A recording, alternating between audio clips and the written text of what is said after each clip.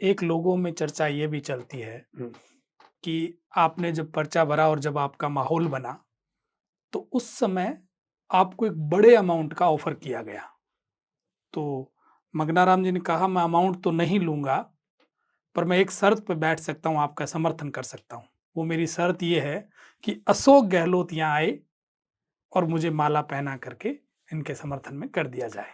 इस बात में कितनी सत्यता है? तो अभी एक बात चल रही है कि मंगनाराम केडली कोलाइत से चुनाव लड़ेंगे और वो भी आरएलपी से।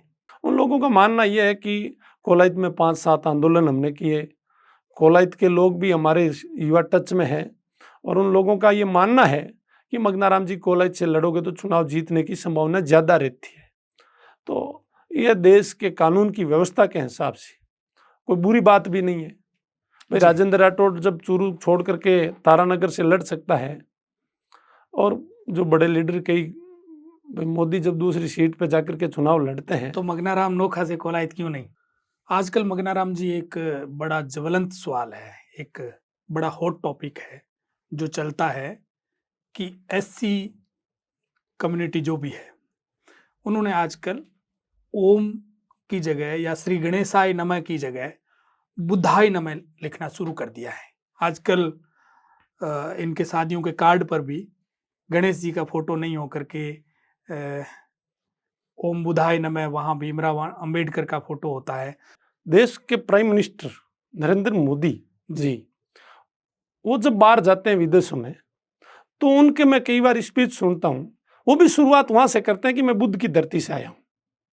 तो ऐसा महसूस होता है कि देश की आज़ादी के 80 साल बाद भी अनुसूचित जाति के व्यक्ति को दूर बैठा करके खाना खिलाया जाता है, ऊपर से पानी पिलाया जाता है और इस व्यवस्था पर एक भी पॉलिटिकल पार्टी और एक भी राजनेता स्ट्रॉन्ग तरीके से बोलने के लिए तैयार नहीं है। चुनाव में वोट जरूर लेते हैं, उन लोगों को वोट लेकर के जी। वोट लेने के बाद भी इस व्यवस्था को खंडित करने के लिए एक भी नेता बोलने के लिए तैयार नहीं है और ना ही बोलते हैं। मैं जब 5वीं तक पढ़ता था तो ऊपर से पानी पिलाते थे गवर्नमेंट स्कूल में, लेकिन उनके बाद धीरे धीरे ये थोड़ा परिवर्तन हुआ। आज हमारे साथ चर्चा के लिए उपस्थित है युवा क्रांतिकारी नेता मंगनाराम केडली। केडली के बारे में कहा जाता है कि आंदोलनजीवी है। इनकी पहचान दलित नेता के रूप में है। राजस्थान के कद्दावर नेता रामेश्वर डूडी की विधानसभा से 2018 में निर्दलीय चुनाव लड़ा, करीब 9000 वोट लिए। इस बार इनके बारे में चर्चा है कि आरएलपी के सिंबल पर कोलाइत विधानसभा से चुनाव लड़ेंगे। इन तमाम मुद्दों पर बात करेंगे। इसके साथ साथ इनके व्यक्तिगत और सामाजिक जीवन पर भी बात करेंगे। तो आप हमारे साथ बने रहिए। नमस्कार, मैं बृजमोहन रामावत। आप देखना शुरू कर चुके हैं टॉक विद बीएमआर।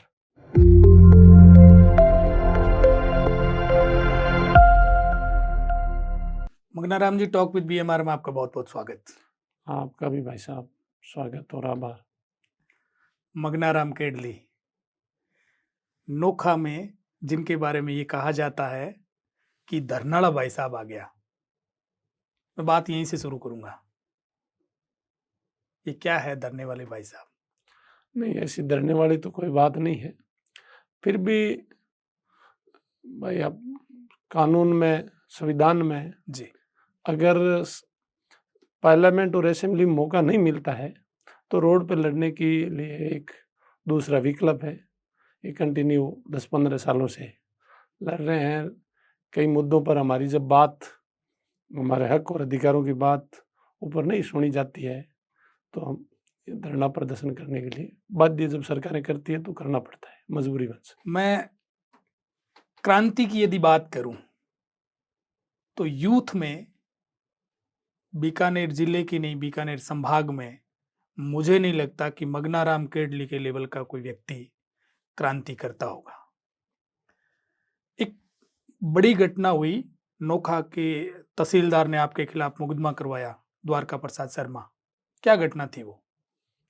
तो मैं कोई एक जाटों का बच्चा था और आर्मी का कोई उनको जाना था, आर्मी में सिलेक्शन हो गया था। जी। सुबह उनकी ज्वाइनिंग थी 6 बजे और मैं तहसीलदार जी के पास गया। मैंने कहा ये कोई एक वेरिफिकेशन प्रमाण पत्र होता है जाति प्रमाण पत्र के बाद, उस प्रमाण पत्र के लिए गया तो तहसीलदार जी ने आवेश में आ गए, छोटी बड़ी बात हो गई और आवेश में वो आ गए, हम भी कम नहीं रहे, छोटी मोटी हमारी बात हो गई। बात होने की वजह से उन्होंने एफआईआर करवा दी। एफआईआर कराने के बाद पुलिस ने अरेस्ट कर लिया, जेल भेज दिया। अच्छा, राजकीय कार्य में बाधा का मुकदमा कराया? हाँ, 32-53 नहीं था, 33-53 सा। उन्होंने एक चोट भी बता दी गंभीर हाथ में कि भाई ये हमारे साथ मारपीट में चोट घटित हुई। तो आपके बारे में तो ये कहा जाता है कि आप केवल एससी के नेता हो, केवल एससी के लोगों के लिए काम करते हो, जबकि अभी आपने बताया कि मैं जिसके फेवर में गया वो जाटों का बच्चा था। ये तो देखो, माफ करना, नेता जब मीडिया बनाती है तो वो ये लिखते हैं कि दलित नेता है, जबकि मेरे पास कोई भी व्यक्ति इन 15 सालों में कंटिन्यू जी, मैं तहसील कार्यालय के आगे मिल जाता हूँ। तो बिजली बोर्ड में अगर किसी का ट्रांसफ़र लेना है तो वो मेरे पास कोई बिल लेके आता है या कोई समस्या लेकर के आता है, या हॉस्पिटल में किसी को कैसी भी परेशानी होती है, कोई फ़ोन करता है, वो जाति देख के नहीं करता है। हमारे पास में 36 कौम के लोग आते हैं, सब बिरादरी के लोग आते हैं। हाँ, ये ज़रूर है कि मैं जिस कौम में पैदा हुआ हूँ वो कौम मेरा ज़्यादा सपोर्ट करती है और मैं उनका ज़्यादा करने का, क्योंकि जिस जाति में, भारत एक जातिवादी व्यवस्थाओं का देश है और इस देश में इस प्रकार का माहौल ऐसा हो गया जिससे बड़ी पार्टियां जो कांग्रेस बीजेपी भी है वो जाति देख करके टिकटें देती है। अगर नहीं दे तो बीकानेर पूर्व और पश्चिम में किसी चौधरी को और किसी बिश्नोई को टिकट देके देख लें। इसलिए ये कोई बड़ा बिंदु नहीं है या एकदम फर्जी बात है। एसी का नेता तो नहीं, हम काम सबका करते हैं। अगर कोई मीडिया एसी का नेता बना करके पेश करती है तो कोई दिक्कत नहीं। एसी के लोग तो हमारे फेवरेट है, हमारे साथ कंधे से कंधा मिला के, और हम तो ये चाहते हैं कि मुख्य धारा से वंचित, जिसमें दबे कुचले हो जी, जो मुख्य धारा से वंचित हो, गांव का अंतिम छोर का जो व्यक्ति है, शहर का अंतिम छोर का जो व्यक्ति है, उनकी मुख्य धारा में लाने के लिए कैसे सेवा की जा सके, उनके लिए हम हमेशा लड़ाई लड़ते आए, लड़ते रहेंगे जीवन भर। चाहे हमें दलित नेता बनाए, चाहे मजदूर नेता बनाए, उससे कोई फर्क पड़ने वाला नहीं है। मैं राजनीतिक सवालों पर बाद में आऊंगा, उससे पहले मैं चाहता हूं आपका जीवन परिचय। आप नोखा के केडली गांव के रहने वाले हैं? बिल्कुल, मैं केरली गांव में रहने वाला हूं और केरली गांव में मेरे पिताजी और माँ जी, दोनों अनपढ़ हैं और मेरी 5वीं तक की पढ़ाई मैंने गांव में की। 5वीं के बाद घर की आर्थिक स्थिति कमज़ोर होने की वजह से ऐसा माहौल हो गया कि स्कूल छोड़नी पड़ेगी। जी, तो उस परिस्थिति में हमें अम्बेडकर हॉस्टल में रहने का मौका मिला और उनके बाद आगे की पढ़ाई सुचारू रह सकी। आपकी एजुकेशन क्या हुई? मैंने ग्रेजुएशन कर रखी है राजस्थान यूनिवर्सिटी से। आपने एक डूंगर कॉलेज से चुनाव भी लड़ा, छात्र मैं संघ महासचिव रहे आप। मैं 2013 में छात्र संघ का महासचिव रहा। उनसे पहले भी हमने आंदोलन तो कई किए, मगर एक हमने आंदोलन जो किया डेल्टा मेघवाल का जो आंदोलन था, जी, जिनमें कांग्रेस और बीजेपी दोनों सरकारों ने के लोग आए। ऊपर सेंटर में उस समय गवर्नमेंट बीजेपी की, सॉरी कांग्रेस की थी, नीचे बीजेपी की थी। बिल्कुल उस आंदोलन में बड़ा आंदोलन हुआ जिसमें राहुल गांधी आए जी। और राजस्थान की मुख्यमंत्री ने भी उस आंदोलन को प्रसंज्ञान में लिया।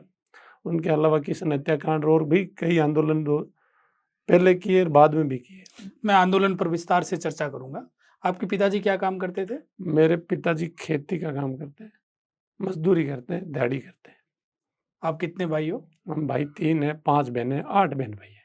अच्छा, तो आप सबसे बड़े हो? नहीं, 3 बहनें मेरे से बड़ी है जी, और बाकी छोटे हैं 4। सब शादीशुदा हैं? एक भाई कुंवारा है। आपके बच्चे? मेरी एक बच्ची है, स्कूल जाती है अभी? अभी तक तो गवर्नमेंट स्कूल में पढ़ती थी 5वीं तक। जी, वहीं गांव में ही? गाँव में लगभग ढाणी से 2.5 किलोमीटर स्कूल दूर है। फिर भी हमने ये सोचा भाई हम जब संघर्ष कर रहे हैं तो ये बच्ची भी कम से कम ये संघर्ष तो करें। 5वीं तक उन्होंने। तो आप अभी खेत में रहते हो? ढाणी में रहता हूँ। अच्छा, आप नोखा के एक सुदूर गांव है केडली, और केडली गांव में भी नहीं रह करके आप एक खेत में मकान आपने बना रखा है, ढाणी में रहते हो। आप जिस जाति से बिलोंग करते हो, ये शोषित जाति कह सकते हैं। आपके साथ ऐसी कोई घटना हुई? देखो, ये बात तो घटना तो है ही। आप अभी कह रहे थे ना कि भाई आपको दलित नेता कहा जाता है। मैं जब उनके सामने खड़ा रहता हूँ, जो हमारे सामने कैंडिडेट पिछली बार भी चुनाव लड़े जी, और वर्तमान में भी स्थिति जो बनी हुई है, पिछला जो इलेक्शन लड़ा 2018 में, तब लोगों ने इस भावना से, इस मानसिकता से कि ये शेड्यूल कास्ट का बच्चा है, इनके पास सामान्य की सीट है, वोट हम कैसे दे पाएंगे, ये कैसे जीत पाएगा, और उस मानसिकता के आधार पे आप नीची जाति का व्यक्ति होने के कारण ही तो ये हमारे ऊपर दलित जो टैग लगा करके शोषित की जो भाषा है, हम तो पीड़ित रहे हैं और आज भी कोई बड़ा परिवर्तन नहीं हुआ है। इस बीकानेर डिवीजन में कई बार तो हम सोचते हैं, देखते हैं, पंजाब कई बार जाना होता है जी, तो भेदभाव मुक्त पंजाब देखते हैं, छुआछूत मुक्त पंजाब देखते हैं, तो उस प्रदेश में बैठ करके खुशी होती है। यहाँ जब बीकानेर जिले में प्रवेश करते हैं तो खाजवाड़ों को थोड़ा को छोड़ दो, गंगाराम और हनुमानगढ़ की अच्छी स्थिति है, लेकिन बीकानेर में जैसे ही प्रवेश करते हैं तो ऐसा महसूस होता है कि देश की आज़ादी के 80 साल बाद भी अनुसूचित जाति के व्यक्ति को दूर बैठा करके खाना खिलाया जाता है, ऊपर से पानी पिलाया जाता है, और इस व्यवस्था पर एक भी पॉलिटिकल पार्टी और एक भी राजनेता स्ट्रॉन्ग तरीके से बोलने के लिए तैयार नहीं है। चुनाव में वोट जरूर लेते हैं, उन लोगों को वोट लेकर के जी, वोट लेने के बाद भी इस व्यवस्था को खंडित करने के लिए एक भी नेता बोलने के लिए तैयार नहीं है और ना ही बोलते हैं। मगनाराम जी, आपको ये नहीं लगता कि इसमें कहीं ना कहीं आपकी जाति का उतना ही बड़ा रोल है जितना नेताओं का है? क्योंकि आपको आरक्षण दिया गया, देश आज़ाद होने के बाद आपको उस लेवल पर लाने का प्रयास किया गया, तो आपको ऊपर से पानी पीना ही नहीं चाहिए। ये बात आपकी ठीक है, मैं आपकी बात से सहमत हूँ। जाति का दोष है, लेकिन जाति को इतना लंबे समय तक दबाया गया, लंबे समय तक। ये बच्चा जब जन्म लेता है, जी, जन्म के बाद उनके गार्जियन ये सिखाते हैं कि बेटा तुम शेड्यूल कास्ट का है, मेघवाल जाति में पैदा हुआ है, वो जो बड़ी जातियां हैं, ऊंची जातियां हैं, उनसे हमेशा तू छोटा रहेगा, उनकी बराबरी तू कर नहीं सकता। तो उनकी मानसिक सोच है, उनको उनके गार्जियनों द्वारा, या आप ये कहें कि ये पॉलिसी है, इन पॉलिसियों में ऐसा एक सिस्टम दे करके ऐसा प्रेरित किया जाता है कि आप आगे बढ़ ही नहीं सकते, इसलिए उनको मानसिक गुलाम बना दिया जाता है शुरू से ही। आपके बचपन की ऐसी कोई घटना जिसमें आपको दूर बिठाया हो, ऊपर से पानी पिलाया हो, खाना आपको साथ नहीं खिलाया हो, ऐसी कोई घटना है? मैं जब गांव में 5वीं तक स्कूल में पढ़ता था, जी, उस समय मैं जब 5वीं तक पढ़ता था तो ऊपर से पानी पिलाते थे गवर्नमेंट स्कूल में, लेकिन उनके बाद धीरे धीरे ये थोड़ा परिवर्तन हुआ और हमने भी कई बार ऐसा, हम शुरू में बाबा साहब अम्बेडकर और काशीराम जी की विचारों को पढ़ते थे जी, तो ऐसा महसूस होता था कि हालात तो खराब हैं।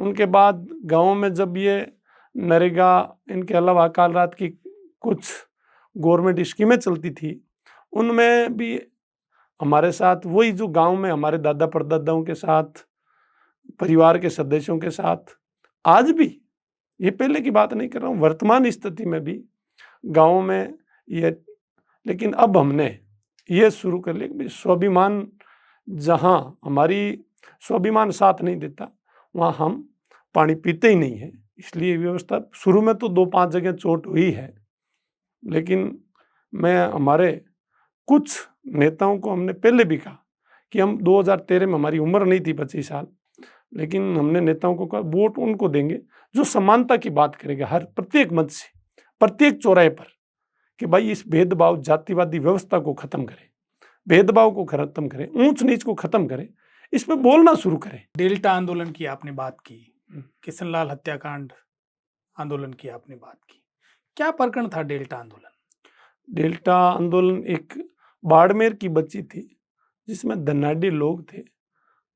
धनाढ़ी लोगों का कॉलेज है और उस कॉलेज में एक पीटीआई ने उसके साथ रेप किया। रेप करने के बाद उस बच्ची ने सुसाइड कर लिया। फिर इनकी एफआईआर हुई। हम चाहते थे, वो ये चाहते थे, जो कॉलेज का मालिक है, पूंजीपति था, उनकी मानसिकता ये थी कि 174 में मर्ग करके उसकी बॉडी को दे दिया जाए। हमने कहा इनकी सच्चाई को खोला जाए।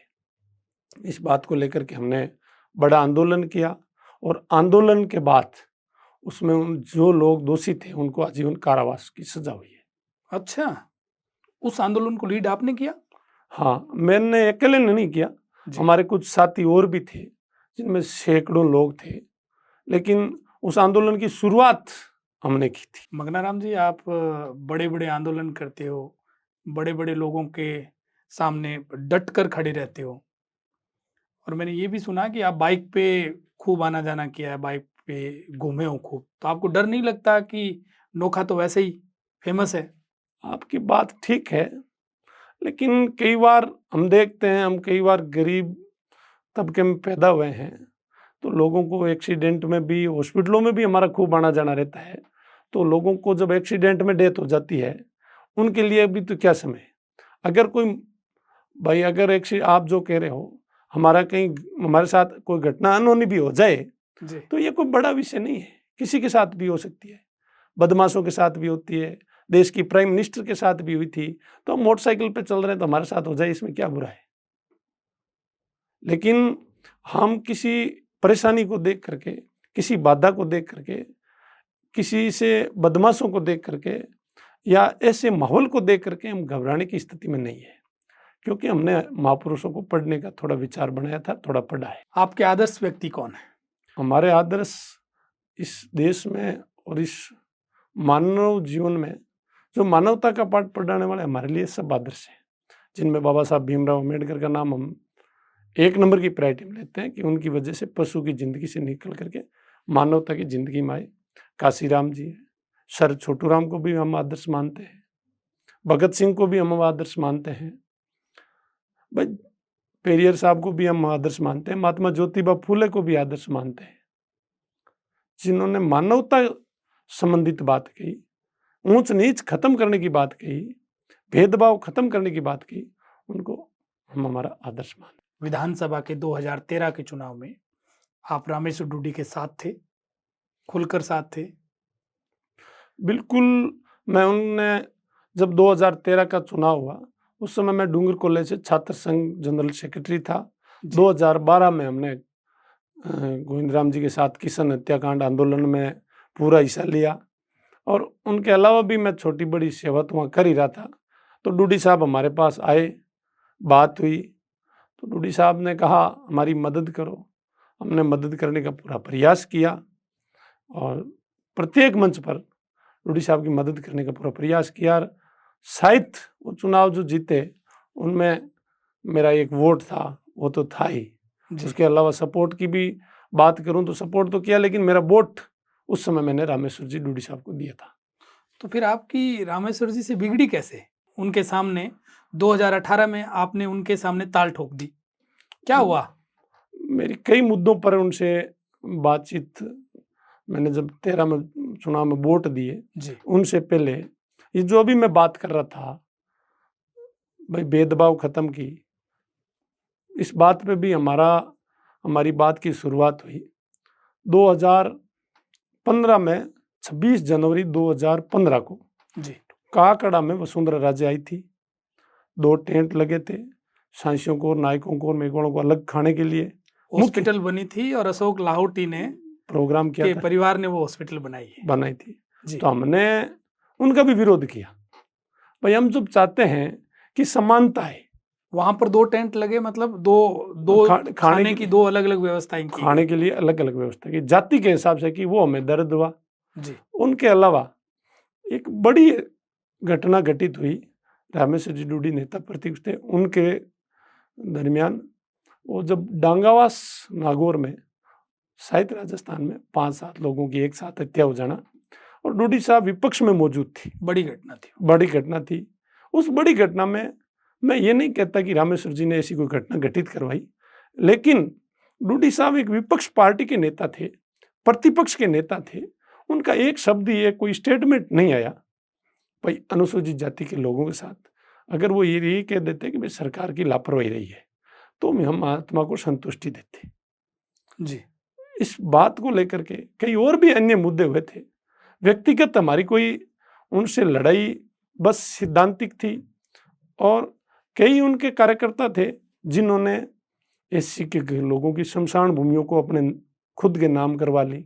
तो दर्द तो था ही कि यार आप कम से कम हम जिनको नेता मानते हैं वो उन लोगों का शोषण नहीं करें जो मुख्य धारा से वंचित हो। तो पहले ही मुख्य धारा में नहीं है, गांव के किनारे पे बैठे हैं, जिनका कोई धनी दोरी नहीं है, और हम जिनको राजा मानते हैं वो कम से कम नुकसान नहीं करें। इस बात को लेकर के हमने 2018 में सब लोगों के साथ, हमारे युवा साथियों के साथ बैठ करके चर्चा हुई, और चर्चा के बाद हमने कहा देश की आज़ादी के बाद इस बिंदु पर चर्चा करते हैं। चुनाव हमने जो लड़ा, वो चुनाव हमारा टारगेट कोई रामेश्वर जी को हराना नहीं था। ये तो लोगों ने गलत लाइन दे करके वोट कम कर दिए। हमने तो कहा भाई हम जब सेवा कर रहे हैं, और हम सेवा कर रहे हैं, डोडी साहब अपना चुनाव लड़ रहे हैं, हम अपना लड़ रहे हैं। डोडी साहब, कन्हैयालाल जी और बिहारी जी और मैं 4 लोग होते तो शायद चुनाव का परिणाम थोड़ा अलग होता, लेकिन मैंने डोडी साहब के खिलाफ नहीं, मैंने तो चुनाव जिन वोटों का आज तक ऐसा महसूस करवा के वोट को हाउ दिखा करके वोट लेने की जो क्वालिटी थी जी। उसको हमने खत्म करने के लिए एक कदम उठाया था कि भाई हमारे अंदर ऐसा कोई भयमुक्त बन करके वोट देने का काम करें, जिस वोट की वजह से व्यापार में, बिजनेस में, दुकानदारी में, ठेकेदारी में आगे आपका प्रतिनिधित्व, जिंदा प्रतिनिधित्व आगे बढ़ने की वजह से आपके जो मुख्य धारा से वंचित जो वर्ग है वो आगे आ सके। इस बारे में सोच करके हमने कहा अनुसूचित जाति के मोहल्लों में आज भी कुछ भी कहें, सरकारें कोई सी आए कोई सी जाए, कई आई है कई गई है, लेकिन उन पर कंट्रोल नहीं करके चुनाव के वक्त 5 दिन तक कंटिन्यू उन मोहल्लों में दारू की गाड़ियों की गाड़ियां खाली करते हैं, और शराब के साथ ऐसा एक कहावत ही बन गई कि अनुसूचित जाति का मोहल्ला है यहाँ, तो इनमें चलो शराब बांट देते हैं, पैसा बांट देते हैं, झूठा लालच दे देते हैं। तो हमने वोट की गिनती भाई मजबूत लोगों की गिनती करने के लिए चुनाव लड़ा था। पहचान के, काशीराम जी ने कहा था पहला चुनाव पहचान का, दूसरा हराने का, तीसरा जीतने का। हमने पहचान के लिए चुनाव लड़ा, और उसमें रिजल्ट थोड़ा अलग रहा। उस अलग रहने की वजह से वो चुनाव हार गए, और हार में हम हराने में नहीं थे, लेकिन हार हमारे खाते में लिखी गई। तो क्या ये मान लूं कि आपने एक चुनाव में 2 काम कर दिए, पहचान भी बना ली और हरा भी दिए? वैसे तो हराना मैं कहूँ तो ठीक नहीं है, क्योंकि कैलाश जी मेघवाल 75,000 से जीतते हैं, और रामेश्वर जी 78,000 से लिए हैं। तो मेरे पास अगर मैं भी बिहारी जी से मेरी तुलना करूँ तो मैं 8,500 तो मैं भी लेके गया था। मेरा भी हार का आंकलन है वो 78,000 रहा। इनकी पार्टी का शाहपुरा में जो कैंडिडेट था वो 75,000 से हारा, तो मैं भी तो भाई ये मानूं 78,000 से हार गया होगा। लेकिन वो हो गया टारगेट, तो पूरा टारगेट हमारा था नहीं, लेकिन ऐसा एक कोई समय बैठ गया जिससे ऐसी कहानी बनी। एक लोगों में चर्चा ये भी चलती है कि आपने जब पर्चा भरा और जब आपका माहौल बना, तो उस समय आपको एक बड़े अमाउंट का ऑफर किया गया। तो मंगनाराम जी ने कहा मैं अमाउंट तो नहीं लूंगा, पर मैं एक शर्त पर बैठ सकता हूं, आपका समर्थन कर सकता हूं। वो मेरी शर्त ये है कि अशोक गहलोत यहाँ आए और मुझे माला पहना करके इनके समर्थन में कर दिया जाए। इस बात में कितनी सत्यता है? नहीं, कोई सत्यता नहीं है। अमाउंट की तो बात, इसमें तो कुछ सत्यता है, क्योंकि पूंजीपति लोग, पैसे वाले लोग हमेशा पैसे पे भरोसा करता है, और वो सोचते हैं दुनिया में सब कुछ पैसे से संभव है। और हमारे पास भी कुछ ऑफर कई रास्तों से आए, कई छोटे आए, बड़े आए। अमाउंट की जब बात आई तो हमने कहा अमाउंट के लिए थोड़ी लड़ रहे हैं।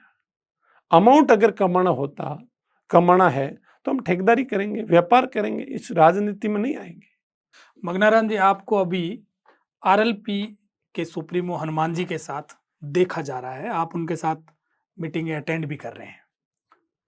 अभी तक मैंने 2016-17 में एक साठिका का आंदोलन हुआ था, उसमें तो हनुमान जी हमारे साथ थे ही, हमारे आंदोलन में आए थे, उन्होंने मदद की थी।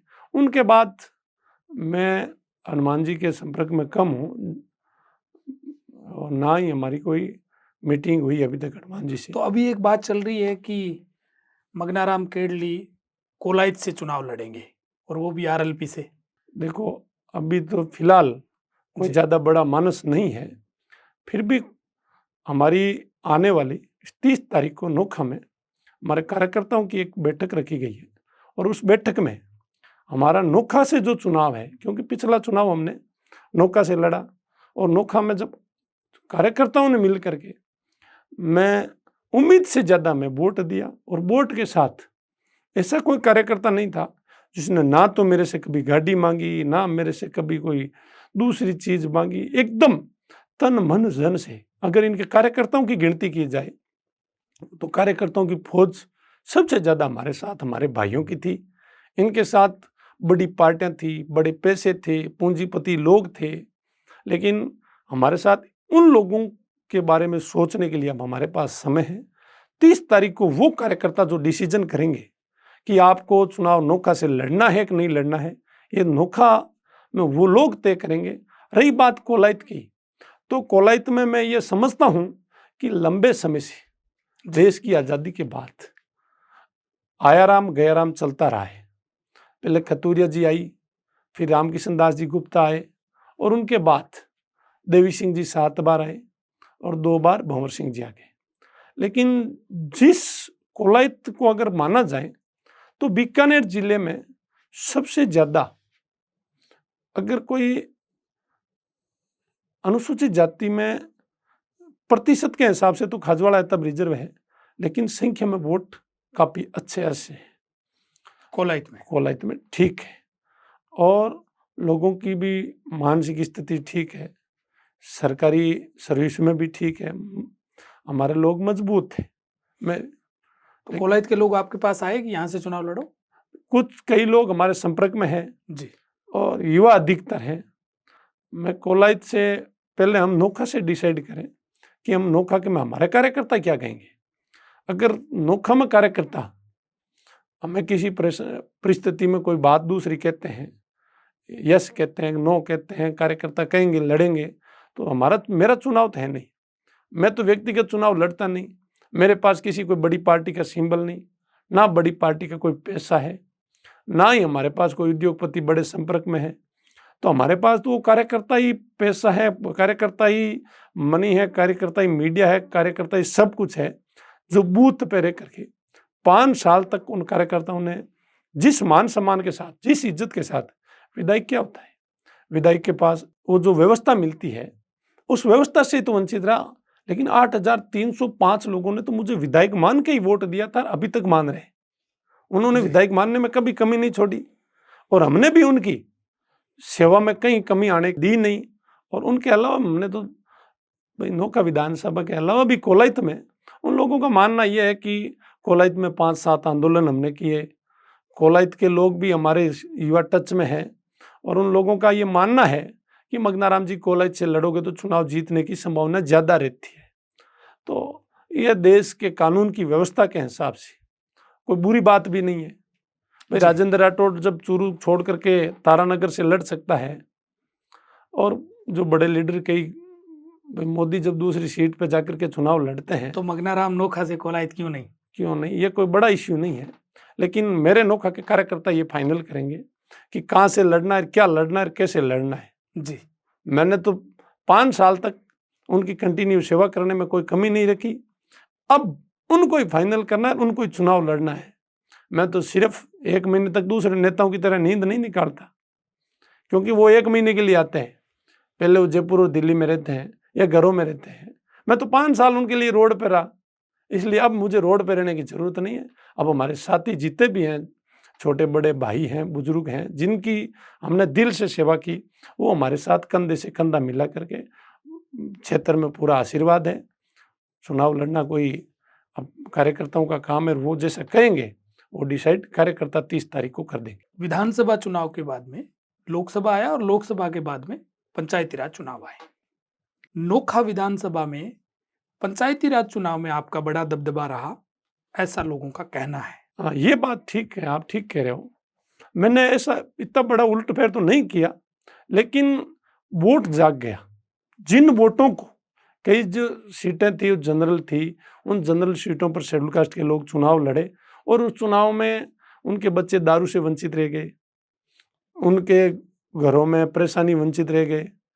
और मेरा मानना यह है कि अच्छी कंडीशन पर अनुसूचित जाति के लोगों ने जो अच्छा आदमी था, जिन पे अच्छे नेचर के व्यक्ति थे, या जिन जाति के आधार पे जो भेदभाव, छुआछूत, ऊंच नीच करने वाले व्यक्तियों को छोड़ करके वोट देने का काम जरूर किया। नहीं, उसमें तो ये कहा जाता है मगनाराम ने कह के हरा दिया और कह के जिता दिया। ऐसा अगर कहा जाता है तो ठीक है, कोई बुरी बात नहीं है। ये ताकत भी अगर कोई नेता माने तो आपने इस प्रकार की ताकत तो लगाई है।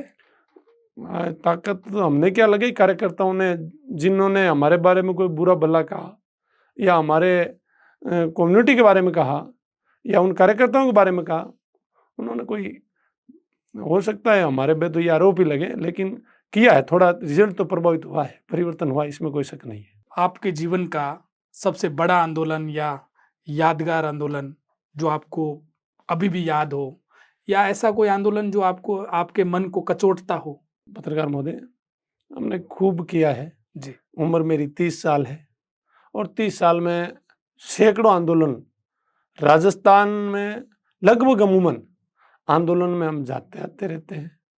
और कई आंदोलन शुरू में, जब हमने ये आंदोलन की राह, जब मैं 10वीं में पढ़ता था, उस समय से ऐसी एक टीस पैदा होगी, ऐसी एक सोच पैदा होगी कि जब दबे कुचले लोगों को इस तरह की घटनाओं के बाद, जैसे सरकारों की जो मानसिकता है वो ठीक नहीं है।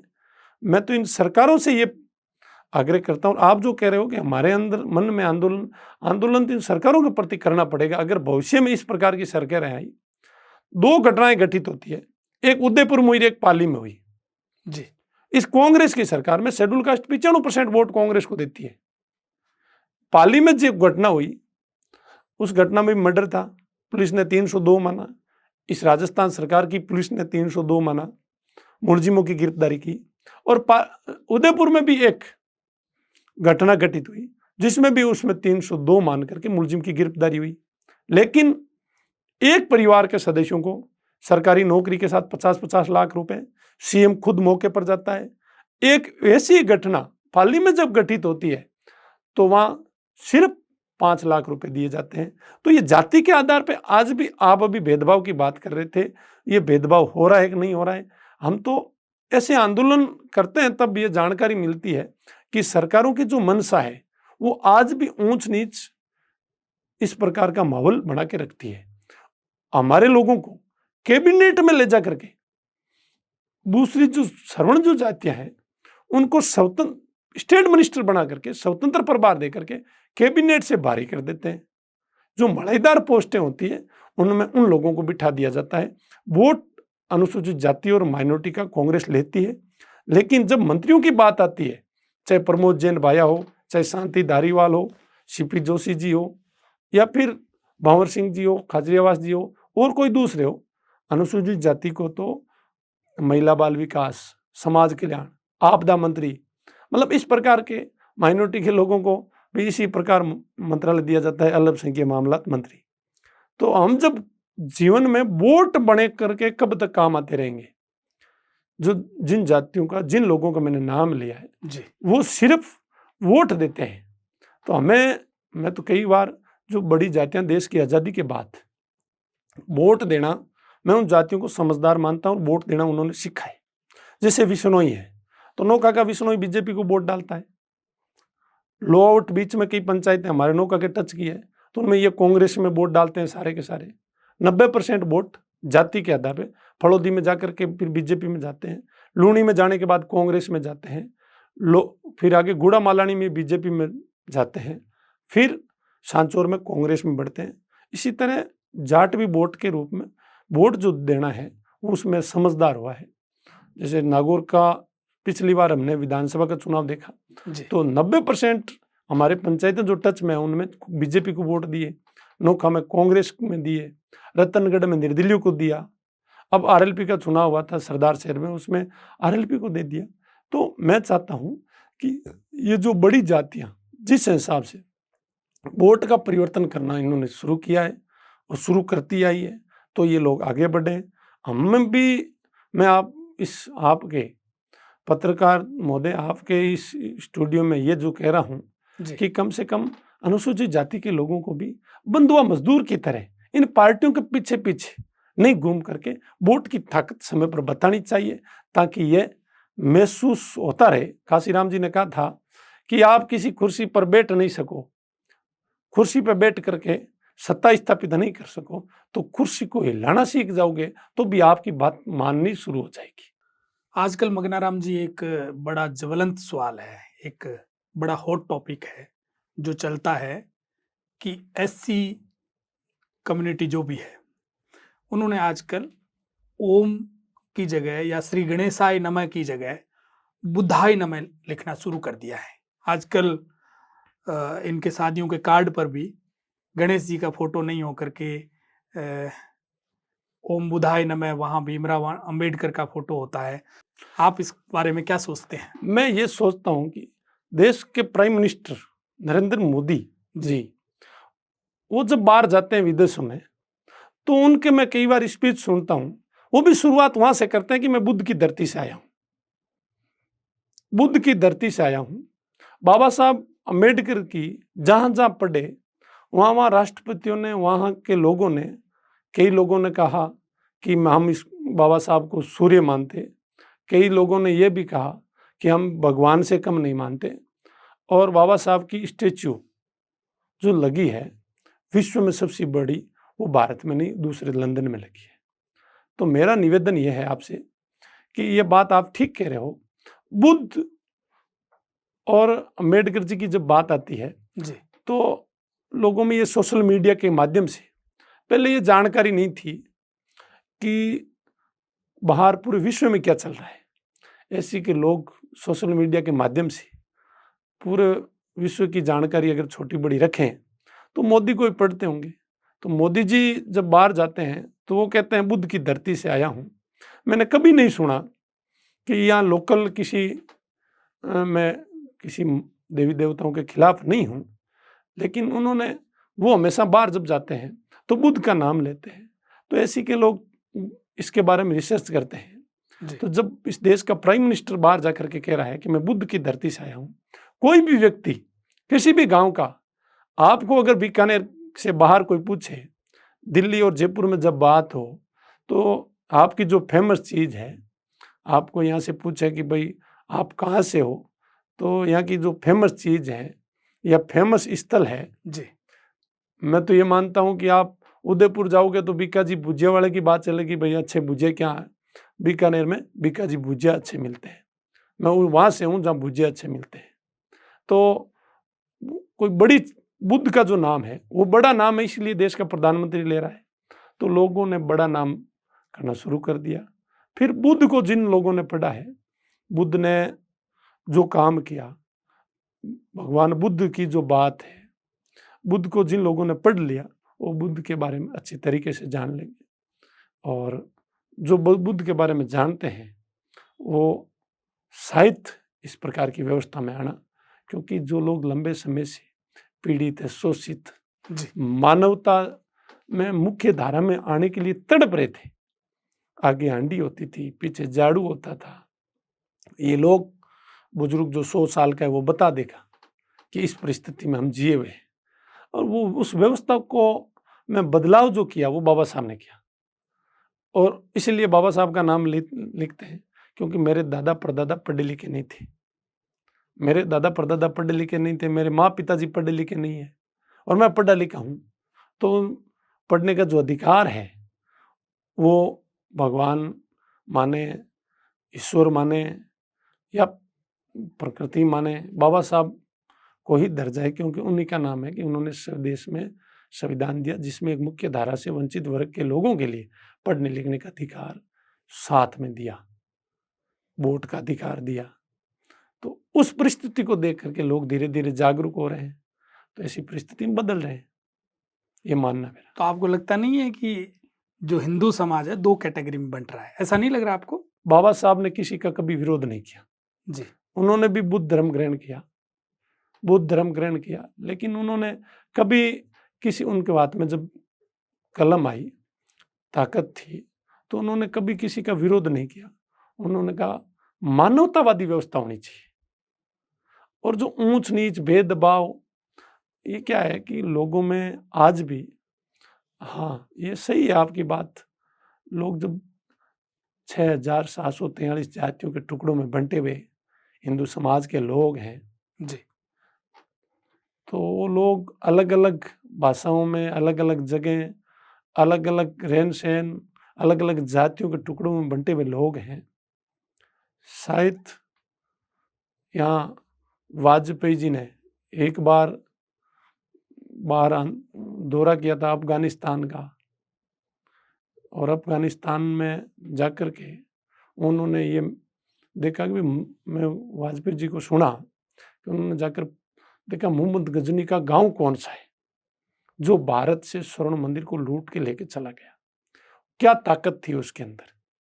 तो उनके पास उन्होंने जब जाकर के ये महसूस किया और किसी से पूछा कि ऐसा उसने क्यों किया, तो एक समझदार आदमी ने बताया कि उनकी कोई डायरी थी उसमें कि वो जब लूटने के लिए गए तो यहाँ की जो सेना थी उनके अलग अलग धुएं निकल रहे थे, अलग अलग जगह खाने बन रहे थे। तो इन्होंने कहा जब इनके लोगों के खाने अलग अलग बन रहे हैं तो ये एक साथ लड़ नहीं सकते, क्योंकि ये खुद ही एक नहीं है। तो ये तो दोष देने वाली सी एक बात है, लोगों का व्यक्तिगत अलग अलग जीवन है। कई लोग, तो मैं इस बात को ये समझ लूं कि टेंट यदि 2 लग रहे हैं तो लोग बौद्ध धर्म तो अपनाएंगे, मोटा मोटी यही कहना है आपका? बिल्कुल। आने वाले समय में अगर ये व्यवस्था में सुधार नहीं हुआ तो आज धर्म परिवर्तन हुए, चाहे नए समुदाय बने, अगर कोई घर का परिवार का सदस्य भी अलग होता है तो उसके पीछे सबसे बड़ा लॉजिक ये रहता है कि घर में कोई न कोई कारणवश वो अलग होने की सोचता है। घर में 5 भाई और 5 एक जगह बढ़िया ठीक ठाक तरीके सबको सम्मान मिलता है, तो अलग होने की कभी सोचता भी नहीं है। अलग तब सोचता है तब उनको मान सम्मान में कहीं न कहीं कमी होती है। अलग अलग जो पंथ बने जी, चाहे सिख संप्रदाय की स्थापना हुई वो इसी प्रकार हुई, विष्णुई संप्रदाय की हुई, कहीं न कहीं जिन जैन समाज की हुई, जो लोग अलग जाकर के उन्होंने अलग रास्ता इसीलिए अपनाया कि भाई कम से कम हम अलग रह के हमारी अलग पहचान दें, ताकि हम बीच में हमारे अंदर कोई ऐसी जाति प्रजाति ना हो। मेरा अंतिम सवाल, हालांकि ये मजाकिया सवाल है, आपके बारे में जब ये पूछते हैं कि साहब मगनाराम को पहचानेंगे कैसे, कौन से मगनाराम है, तो कहते हैं कि जिनके चप्पल पहनी होगी ना वही मगनाराम केडली है। तो क्या आपके पैर इतने बड़े जूते आते नहीं हैं या आपको चप्पल कंफर्ट रहती है, कारण क्या है?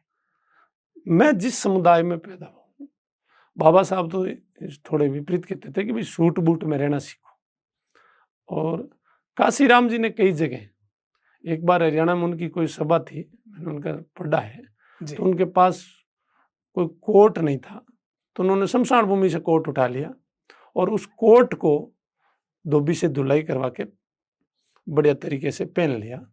तो एक साथी ने पूछ लिया कि आपने नया कोट क्यों नहीं खरीदा, कि भाई इतने पैसे हम समाज के दूसरी जगह कहीं आंदोलन में खर्च करेंगे ताकि वो काम आ सके। चप्पल वाले नेता कहना तो ठीक बात है, कोई बड़ी बात नहीं है, क्योंकि अगर मैं लिबर्टी या कोई बड़े जूते पहनूं तो मेरे साथ जो समर्थक है, मेरे जो साथी है, वो अभी चप्पल की स्थिति में ही है। मैं चाहता हूं कि सब साथ में जूता पहनना शुरू करें, सबकी स्थिति सुधरे। मगनाराम जी, आपने हमें समय दिया, आपका बहुत बहुत आभार। आपका भी बहुत बहुत धन्यवाद।